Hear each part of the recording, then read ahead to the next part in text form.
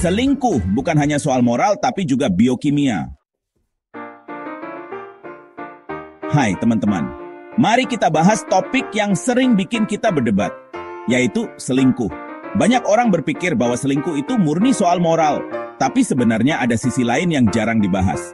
Yuk, kita gali lebih dalam. Kenapa selingkuh bisa terjadi? Pertama-tama, penting untuk diingat bahwa selingkuh seringkali bukan dimulai dari niat jahat. Banyak orang yang terjebak dalam situasi ini tanpa menyadari apa yang sebenarnya terjadi di dalam tubuh mereka. Pernah dengar tentang dopamin? Yap, itu adalah zat kimia di otak yang bikin kita merasa bahagia, terpuaskan, dan jatuh cinta.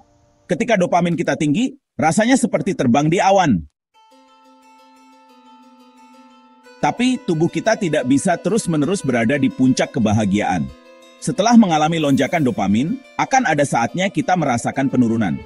Inilah yang sering terjadi setelah ejakulasi, di mana kita merasa lelah dan ingin tidur. Ketika dopamin turun, tubuh kita mulai kebal terhadap sensasi yang sama. Nah, disinilah prolaktin masuk ke dalam permainan. Prolaktin adalah hormon yang bikin kita cepat merasa bosan dan kehilangan gairah. Rumput tetangga lebih hijau. Ketika seseorang merasa bosan dengan pasangannya, seringkali muncul pikiran rumput tetangga lebih hijau. Ini bukan karena pasangan kita salah, tapi lebih kepada tubuh yang sedang craving sensasi baru. Pasangan yang dulunya bikin kita berbunga-bunga, kini terasa netral.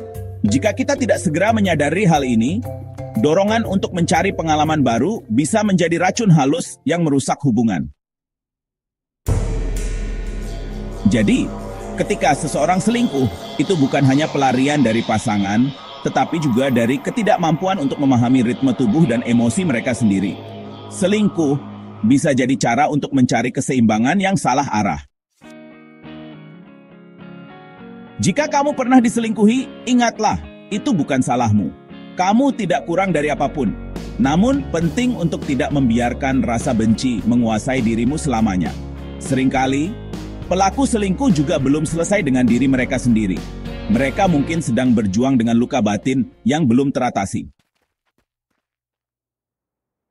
Jika kamu pernah menyelingkuhi, cobalah jujur pada diri sendiri. Apa yang sebenarnya kamu cari? Validasi? Pelarian? Sensasi baru? Atau mungkin luka lama yang belum kamu hadapi?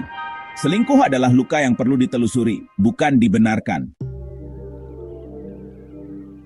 Sebagai seorang sahabat, saya percaya bahwa setiap luka bisa menjadi pintu pulang.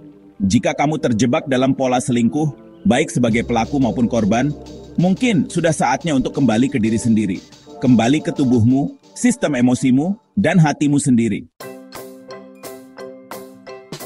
Ingat, memahami biokimia di balik perilaku kita bisa membantu kita untuk lebih bijak dalam menjalani hubungan. Mari kita belajar dari pengalaman dan tumbuh menjadi pribadi yang lebih baik. Jadi, apa pendapatmu tentang selingkuh?